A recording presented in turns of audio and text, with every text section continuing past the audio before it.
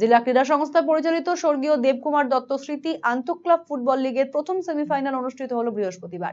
এদিন প্রথম সেমিফাইনালে পরস্পরের মুখোমুখি হয় গ্রুপ এর শীর্ষ স্থানাধিকারী অরবিন্দ স্পোর্টিং ক্লাব এবং গ্রুপ বির দ্বিতীয় স্থানাধিকারী Benu Bharati football coaching camp. Group পর্যায়ে অপরাজিত দল হিসাবে সেমিফাইনালে ওঠে অরবিন্দ স্পোর্টিং গ্রুপ লিগের 4টি ম্যাচের 4টিতেই জয় পেয়েছিল অরবিন্দ স্পোর্টিং ক্লাব। অন্যদিকে গ্রুপ লিগের 4টি ম্যাচের মধ্যে 2টিতে জয়, 1টিতে ড্র এবং 1টি হার হয়েছিল বেনু ভারতীর। ফলে প্রথম সেমিফাইনালে কিছুটা অ্যাডভান্টেজ নিয়ে মাঠে নামে অরবিন্দ স্পোর্টিং ক্লাব। আক্রমণ প্রতি আক্রমণে প্রথম সেমিফাইনাল ম্যাচ উপভোগ্য হয়ে ওঠে। তবে ম্যাচের প্রথমার্ধেই বেনু ভারতীর সীমানায় আক্রমণের ঝড় তোলে অরবিন্দ স্পোর্টিং। পরপর আক্রমণেই আসে সাফল্য। মিলন মুর্মুর জোড়া গোলে প্রথমার্ধেই এগিয়ে যায় অরবিন্দ স্পোর্টিং ক্লাব। দ্বিতীয়ার্ধের খেলা শুরু হতেই রক্ষণ ভাগে লোক বাড়িয়ে ডিফেন্সিভ ফুটবল খেলতে থাকে অরবিন্দ। গতির বিপক্ষে প্রতি আক্রমণে বেঙ্গলি সরেনের গোলে ম্যাচে ব্যবধান কমায় Benu Bharati football coaching camp.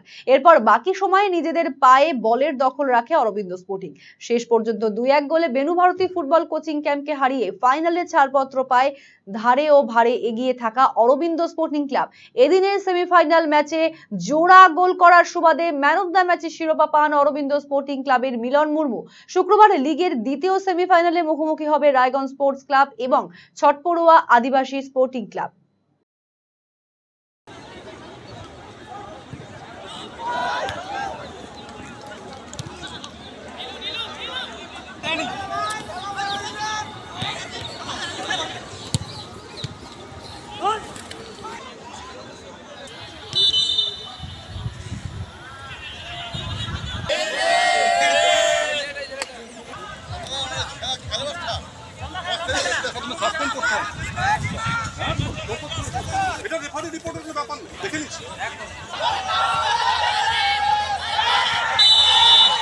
এটা আমাদের বুলেট মডেল আছে, স্ট্যান্ডার্ড ব্ল্যাক। এটা আমাদের 1901 থেকে শুরু হয়েছিল, রিলঞ্চিং হয়েছিল 1932 সালে। তারপর থেকে এখনো পর্যন্ত সেম সিস্টেমে আসছে। কিছু কিছু সিস্টেম আছে যেটা চেঞ্জ হয়েছে।